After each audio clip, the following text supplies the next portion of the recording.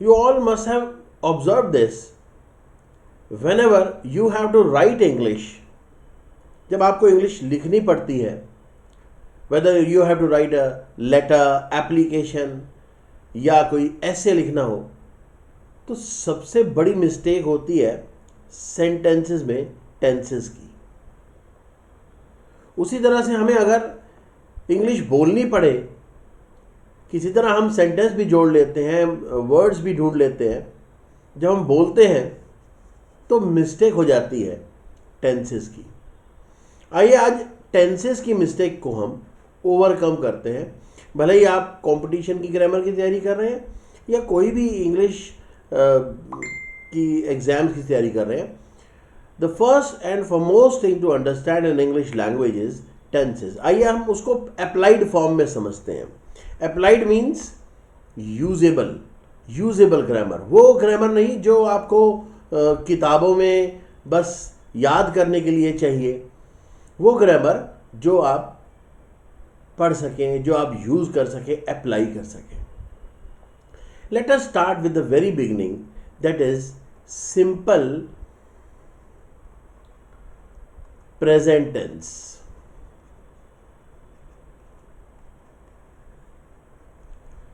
अच्छा, इस टेंस को एक और नाम भी दिया जाता है, that is called present indefinite tense.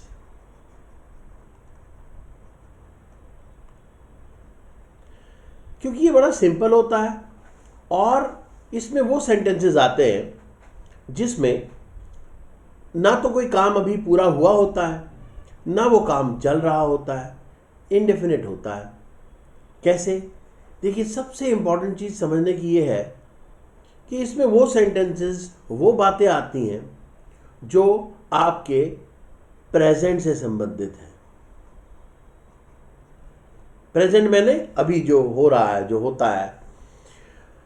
दूसरी इंपॉर्टेंट बात, इसमें वो सेंटेंसेस आते हैं जो आप रेगुलर बेसिस पर करते हैं, आप उन्हें हैबिट कह सकते हैं।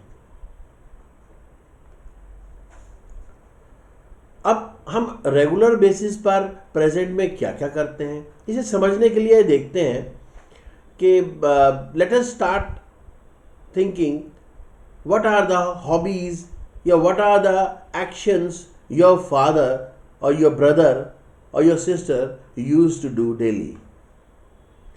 Like my brother क्या करता है डेली? खेलने जाता है, तो my brother goes to play। चाहे डेली ना भी लगे, मगर ये एक्शन ये दिखाता है कि एक तो एक्शन प्रेजेंट में है, and second thing, it is happening on the regular basis, right? Now what are the rules for it? The rule is, one is for singular subject। Singular subject क्या होता है? पहले तो सब्जेक्ट क्या होता है?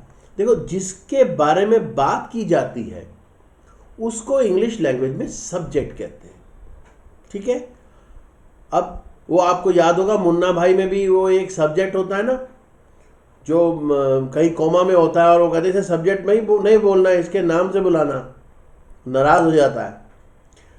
ये वही सब्जेक्ट है, क्योंकि जिसके बारे में विचार किया जाता है उसको सब्जेक्ट कहते हैं। अब वो सिंगुलर भी हो सकता है और प्लूरल भी हो सकता है। प्लूरल सब्जेक्ट, देखिए, सिंगुलर सब्जेक्ट मीन्स जैसे my brother, yes. Plural subject means my brothers, right. अब हम कुछ चीजें और भी हैं जो हम प्लूरल में लेते हैं, जैसे आई, यू। भले ही ये दोनों टर्म सिंगुलर हो, मैं और तुम, मगर प्रेजेंट इंडेफिनिट में, सिंपल प्रेजेंट में हम वो सिंगुलर लेते हैं। अब इसमें यूज क्या होता है? सॉरी, हम इन्हें प्लूरल लेते हैं। अब इनका यूज क्या होता है, देखो इसमें हमेशा वर्ब की फर्स्ट फॉर्म आती है और उसके साथ आता है प्लस करके एस या E S. Is it clear? Verbs first form plus S और ईएस। अब प्लूरल में क्या होता है, प्लूरल में वर्ब की फर्स्ट फॉर्म आती है मगर एस ईएस नहीं होता। देखो जहां सिंगुलर होगा वहां वर्ब के साथ एस ईएस, और जहां प्लूरल होगा वहां वर्ब के साथ एस ईएस नहीं। अब let's come back to this previous sentence, my brother subject है, ये सिंगुलर है, राइट, ये आ गया ईएस। देखो जिनके एंड में वोवेल होता है ओ हो गया, राइट, उनके आगे ईएस लगता है। इस पे भी हम एक सेपरेट क्लास लगेंगे कि हम एस और ईएस किन के आगे लगाते हैं। फिलहाल हम फोकस करते हैं सिंपल प्रेजेंट टेंस पर। लेट्स मूव अहेड,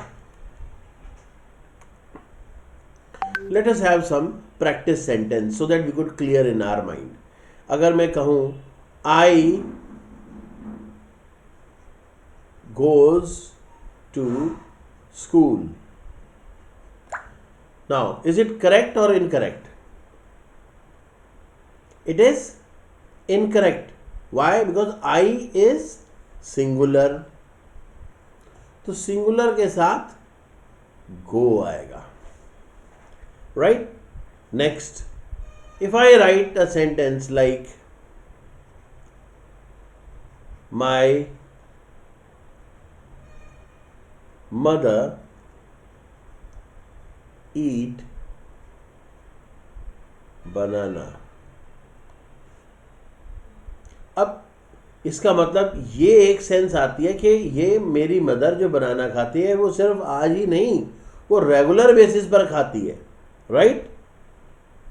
सब्जेक्ट क्या है इसमें, अब माय मदर, सब्जेक्ट सिंगुलर है या प्लूरल है, सिंगुलर है, तो यहां क्या आएगा, My mother eats banana. Clear? Now let us move to negative sentence. How we make negative sentences? Let us start focus.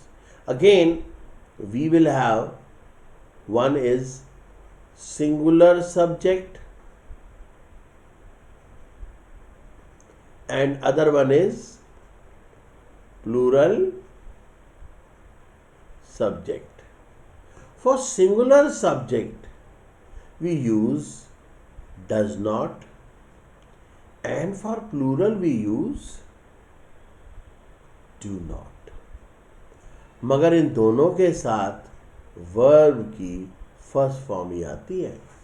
भाई यहाँ का एस तो डज में लग गया है ना, और यहां वैसे ही नहीं लगता है CS.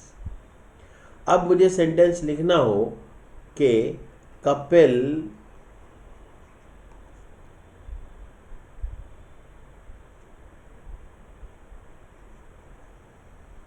Do not play cricket. I again repeat, ये रेगुलर एक्शन है, वो ये नहीं है कि आज ही नहीं वो खेल रहा क्रिकेट, वो कभी भी नहीं खेलता। अगर सिर्फ आज की बात बतानी होगी तो वो डिफरेंट होगी। अब इधर Kapil do not play cricket correct है या इनकरेक्ट है? It is incorrect. Why it is incorrect? Because here subject is Kapil and Kapil is singular, तो सिंगुलर के साथ we will put does, right. Kapil does not play, अब प्लेज भी नहीं होगा। अब एक और सेंटेंस देते हैं, Jawahar do not eats apple. Two mistakes. क्या मिस्टेक्स हैं? एक तो एप्पल्स में एस नहीं आएगा, सॉरी ईट्स में एस नहीं आएगा, ये होगा ईट। Second, Jawahar is singular and here we will put does not. Clear? Now the last part is interrogative sentences.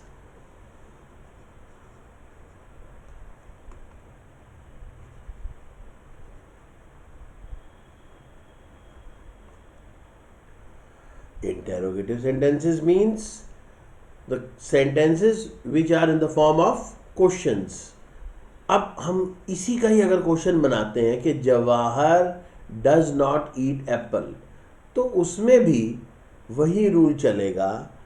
Like if subject is plural, we will put do.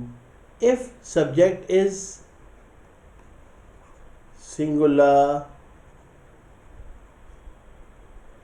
we will put does. and verb की first form ही आएगी. So here we will make does Jawahar eat apple? Clear? हाँ, one more thing. अब इस question को अगर आप what, why, when, where, how से बनाते हैं, तो अगर पूछे वो बनाना क्यों नहीं खाता, हम सबसे पहले what, why, when, where, how लिखेंगे. उसके बाद हेल्प, फिर डज आएगा. How does, why does Jawahar eat apple. Now this is all about present indefinite tense. इसके लिए आप प्रैक्टिस कर सकते हैं. प्रैक्टिस इस तरह से हो सकती है कि आप सेंटेंसेस जो है आपके फादर की क्या हैबिट्स है, इस पर 10 सेंटेंसेस बनाइए. आपकी मदर की क्या हैबिट्स है, इस पर 10 सेंटेंसेस बनाइए. आपकी क्या हैबिट्स है, इस पर 10 सेंटेंसेस बनाइए. और आपके अलग अलग दोस्तों की, फ्रेंड्स की क्या हैबिट्स हैं, और इसके बाद क्या हैबिट्स नहीं है जिसमें नॉट लगे. और बीच बीच में कोई क्वेश्चंस के भी बना सकते हो, क्यों है, कब है, कैसे है. तो ये सेंटेंस बनाइए, आप मुझे भेजिए, मैं इसे चेक करता हूँ. And we will move ahead. हम इसको और अप्लाइड फॉर्म में करेंगे कि प्रेजेंट डेफिनेट में हम और किस तरह से चेक कर सकते हैं. Right? Thank you very much.